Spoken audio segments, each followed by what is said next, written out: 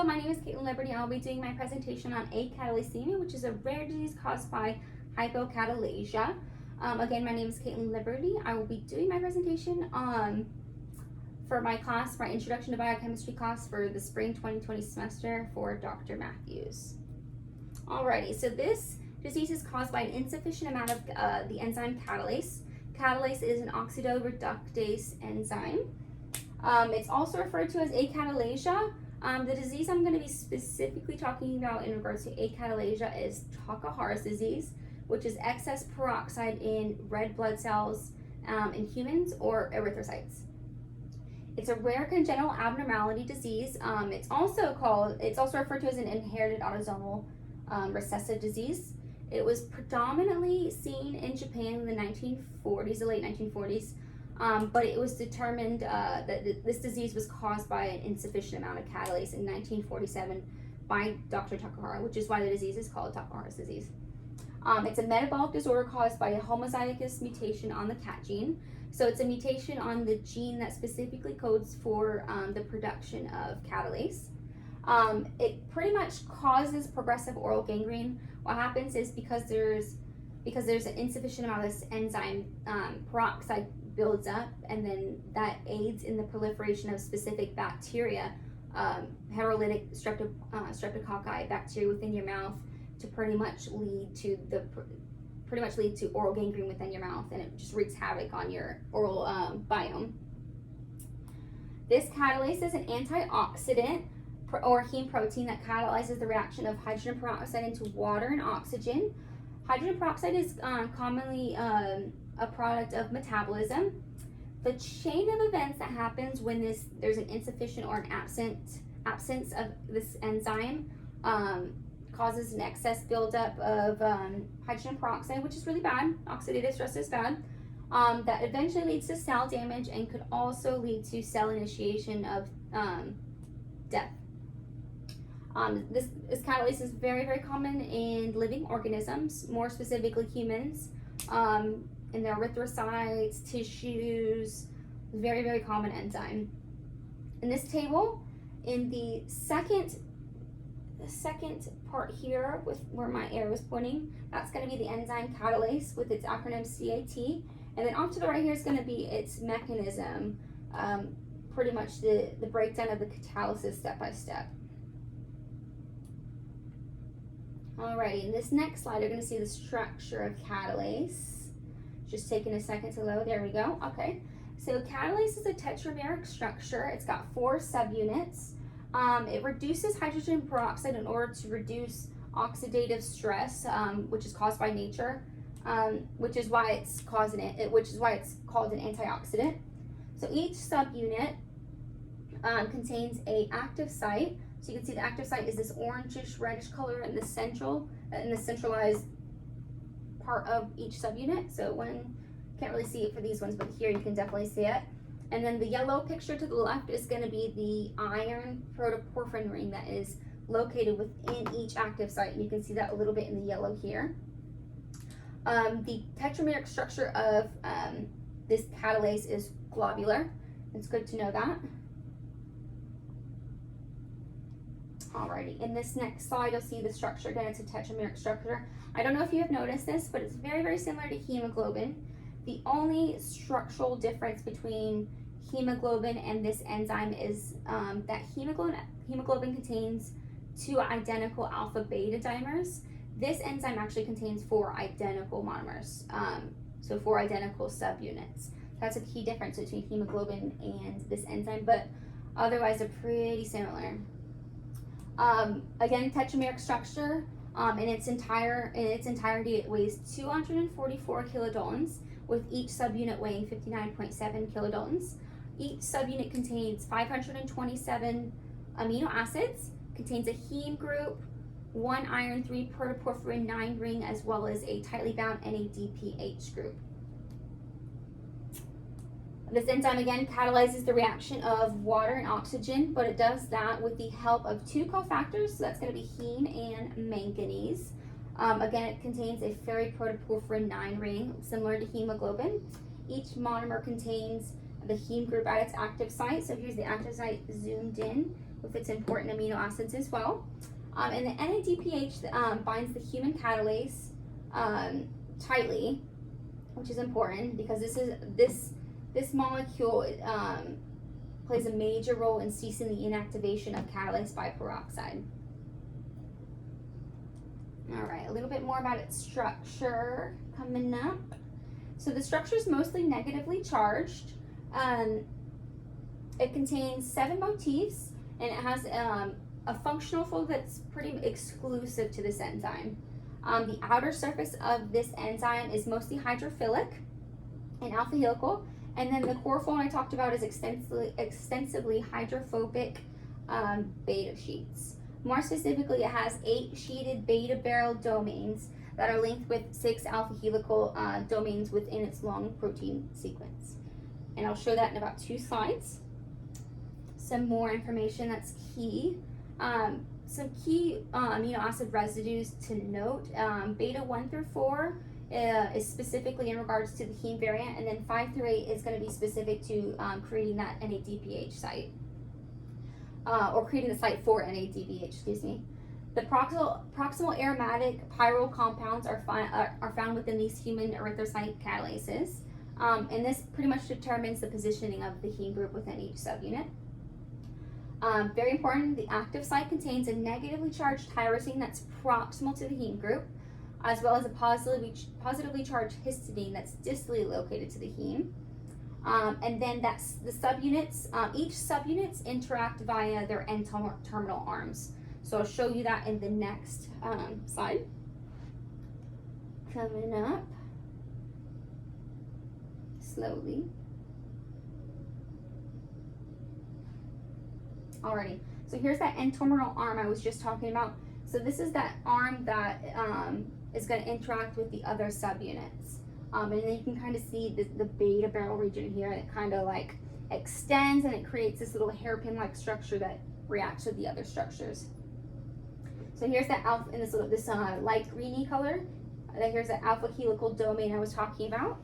In this reddish color is going to be that beta barrel domain I was talking about, as well as the domain connection in yellow, and then that localized or centralized heme group that contains that protoporphyrin and protoporphyrin ring as well. All right, so within each structure lies a very narrow pathway that leads to the active site. So it pretty much connects the outer surface of the protein with the active site, and it's very narrow and it's very selective. So it only wants small molecules to reach its active site, and it also contains 2 amino acids, which are histidine and arginine, that pretty much forms hydrogen bonds with water because it wants to inhibit water reaching the active site. It does not want water to reach its active site. As well as the proximal tyrosine is going to donate its electrons to the central iron atom. These electrons contribute to that +3 oxidation state in order to catalyze the reaction of peroxide. The reaction of this mechanism is 2 stages. So the first stage is actually determined by the distal histidine, and the mechanism pretty much just breaks down peroxide via heme oxidation. It leads to the creation of a high energy oxyferrocation intermediate. Pretty much what happens is there's a transfer of 2 single protons, as well as a proton transfer from the histidine.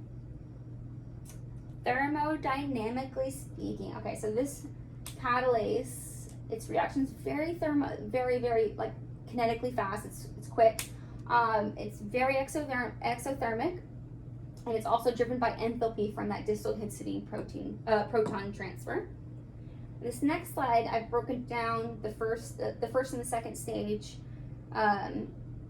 stages of the mechanism. So the first step is going to be to the top left. Second step is going to be this bottom right. So the first step over there is going to be the formation of that main reaction intermediate with the heme group that's oxidized from that central iron. And then here's going to be the ending of the reaction, where there's going to be ultimately the catalysis of peroxide that leads to the formation of water and oxygen. Pretty much what happens why this reaction occurs is because when that reactive oxygen from the peroxide comes within close proximity of the heme of the active site, pretty much causes a reaction, and the iron becomes oxidized, which starts the catalysis. Regulation, so it can be regulated by two different ways. So the first way could be regulated by electron dipole interactions between water and that hydrophobic region in that narrow channel I was talking about, that contains a negatively charged aspartate and the iron from the heme. It can also be regulated by the cat gene expression, and that can be regulated in various levels. So it can be regulated transcription at the transcription level. It can be regulated post-transcriptionally as well as post-translationally. Some mutations. So there's two types of mutations that lead to near or total enzymatic loss of enzymatic activity of the human erythrocyte. The first one's going to be a nucleotide substitution, which pretty much is a single point mutation at the 5th position of intron 4 that changes the guanine nucleotide into an adenine. And the second is going to be a splicing mutation, which causes a defective catalase synthesis of the human catalase enzyme. Some symptoms. So after this disease was becoming more prevalent, some clinical studies were done, and it was determined that 60% of the symptoms were saw in adolescents. And it was also determined that the proliferation of this oral gangrene was abnormal from regular oral gangrene, regular oral gangrene. And that was determined by Dr. Takahara. It was abnormal because it was caused by an insufficient amount of catalase. Besides oral gangrene, some other symptoms include ulcers, as well as altered lipid, carbohydrate, and homocysteine metabolism, as well as an increased risk of diabetes mellitus. It was discovered by Dr. Takahara. He determined this by doing some studies on blood samples.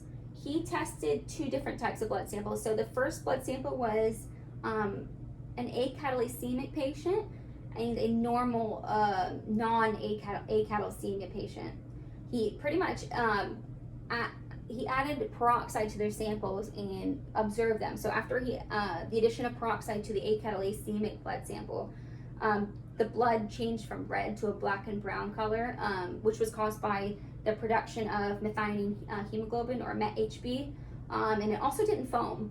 And then when he added hydrogen peroxide to the normal non-acatalasemic patient, the blood still remained red in color and it foamed.